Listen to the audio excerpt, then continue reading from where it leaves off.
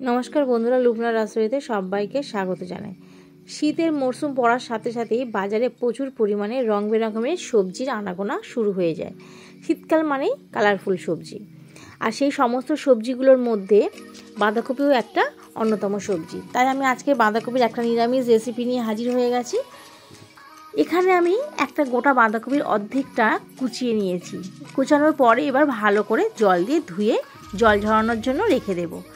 আর ততক্ষণে বলে দিই, আপনাদের যদি এই পুরো ভিডিওটা দেখার পর আমার রেসিপিটা ভালো লেগে থাকে তাহলে অবশ্যই আমার চ্যানেলটাকে সাবস্ক্রাইব করবেন, পাশে থাকা বেল আইকনটি প্রেস করবেন নিত্য নতুন রেসিপির নোটিফিকেশান পৌঁছে যাওয়ার জন্য। লাইক, কমেন্ট এবং শেয়ার করবেন। এদিকে একটা মিক্সিং জারের মধ্যে একটা গোটা টমেটোকে টুকরো করে কেটে দিলাম, আর ঝালের জন্য দিয়ে দিলাম 3টে কাঁচা লঙ্কা। সামান্য পরিমাণে জল দিয়ে একটু বেটে নিয়েছি। আর অবশ্যই এখানে 1 ইঞ্চি আদার টুকরো আমি দিয়েছিলাম, সেটা স্কিপ হয়ে গেছে। এখানে একটা কড়াই বসিয়ে দিয়েছি। কড়াইটা গরম হয়ে যাওয়ার পর তাতে সর্ষের তেল যোগ করেছি। নিরামিষ তরকারি যদি সর্ষের তেলে করা যায় তাহলে রান্নার স্বাদটা অনেকটাই ভালো হয়। তেলটা গরম হয়ে যাওয়ার পর ফোড়নে দিয়ে দিলাম গোটা জিরে 4 চামচের 1 চামচ, হাফ চামচ মৌরি আর জোয়ানটা হাতে তালুর মধ্যে ঘষে তারপরে দিলাম। ফোড়নটা 1 মিনিট কষানোর পর যখন মিষ্টি গন্ধ ছেড়ে দিয়েছে তখন বেটে রাখা টমেটো আর কাঁচা লঙ্কার পেস্টটাকে দিয়ে আরও মিনিট 3 সময় ধরে কষিয়ে নিচ্ছি, আর লো টু মিডিয়াম ফ্লেমে। হাই ফ্লেমে কষাচ্ছি না, তাহলে মশলাটা পুড়ে যাওয়ার সম্ভাবনা থাকে। মশলা থেকে যখন তেল ছেড়ে দিয়েছে তখন সেখানে দিয়ে দিলাম 4 চামচের 1 চামচ কাশ্মীরি লঙ্কার গুঁড়ো কালারের জন্য, 4 চামচের 1 চামচ হলুদ, হাফ চামচ জিরের গুঁড়ো, 1 চামচ ধনের গুঁড়ো, হাফ চামচ দিয়ে দিলাম গোলমরিচের গুঁড়ো আর স্বাদ অনুযায়ী লবণ। সমস্ত কিছু দিয়ে ভালো করে মিনিট 3 সময় ধরে আবারও কষিয়ে নিয়েছি। যখন মশলাটা কষানো হয়ে গেছে, মশলার মধ্যে থেকে দানা দানা ভাব তৈরি হয়ে গেছে আর তেলও ছেড়ে দিয়েছে, তখনই বুঝে নিতে হবে মশলা একদম পারফেক্টভাবে কষানো হয়েছে।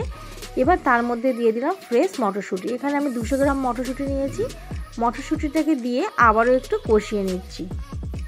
অল্প অল্প জল দিয়ে কষিয়ে নিচ্ছি যাতে মশলাটা নিচে থেকে পুড়ে না যায় আর ভালো মতো কষানো হয়ে যায়।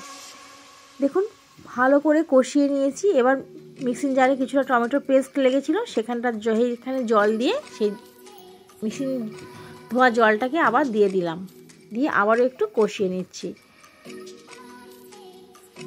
মশলা থেকে পুরোপুরি তেল ছেড়ে দিয়েছে। এবার এর মধ্যে দিয়ে দেব কুচিয়ে রাখা বাঁধাকপি। এই বাঁধাকপিটাকে দিয়ে ভালো করে মশলার সাথে মিশিয়ে দিচ্ছি।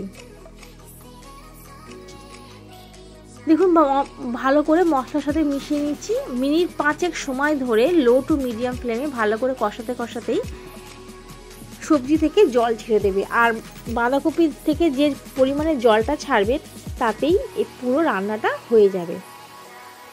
আলাদা করে কোনো রকম জলের এখানে ব্যবহার না করলেও চলে যায়। আপনাদের যদি প্রয়োজন হয় তাহলে একটু ব্যবহার করতে পারেন। দেখুন কষাতে কতটা পরিমাণে জল ছেড়ে দিয়েছি। আমি মাঝখানে 2 মিনিটের জন্য ঢাকনা চাপা দিয়ে রেখে দিয়েছিলাম। এবার আমি আরও 5 মিনিট ঢাকনা চাপা দিয়ে এটাকে কষিয়ে নিচ্ছি, আর মাঝখানে অবশ্যই আমি 2বার ঢাকনাটা খুলে একটু নাড়াচাড়া করে নিয়েছি। 5 মিনিট ঢাকনা চাপা দেওয়ার পর আরও 10 মিনিট আমি এখানে লো টু মিডিয়াম ফ্লেমে কষিয়ে নিচ্ছি। দেখুন বুঝতেই পারছেন বাঁধাকপিটা পুরো হয়ে গেছে, একদম মজে গেছে, নরমও হয়ে গেছে। এবার আমি দিয়ে দিলাম হাফ চামচ চিনি। যেহেতু এটা নিরামিষ তরকারি করছি তো একটু চিনি দিলে ভালো লাগে, আপনারা চাইলে স্কিপ করতে পারেন। এবার দিয়ে দিলাম গরম মশলার গুঁড়ো আর একটু ঘি আর গরম মশলা দিলে নিরামিষ তরকারির স্বাদটা খুবই ভালো আসে। আবারও একটু 2 মিনিট ধরে নাড়াচাড়া করে নিচ্ছি। ভালো করে কষানো হয়ে গেছে। এবার উপর থেকে ছড়িয়ে দিচ্ছি ফ্রেশ ধনেপাতা কুচি। শীতে ধনেপাতা যে কোনো তরকারিতে দিলে সেই তরকারির গন্ধ আর স্বাদ দুটোই খুব ভালো আসে। ধনেপাতাটাকে দিয়ে আবারও একটু সবজির সঙ্গে মিশিয়ে নিচ্ছি। এবার 2 মিনিটের জন্য ঢাকনা চাপা দিয়ে রাখার পর পরিবেশন করে দেখাচ্ছি। দেখুন দেখতে কতটা লোভনীয় হয়েছে। এটা গরম ভাত, রুটি, পরোটা সব কিছুর সঙ্গেই খুবই ভালো লাগে। যদি আপনাদের রেসিপিটা ভালো লেগে থাকে অবশ্যই বাড়িতে তৈরি করে নেওয়ার অনুরোধ রইল, আর সবার সঙ্গে শেয়ার করবেন। আজকে তাহলে এই পর্যন্ত, আবারও ফিরে আসবো নতুন কোনো ভিডিও নিয়ে। ততক্ষণের জন্য ভালো থাকবেন, সুস্থ থাকবেন।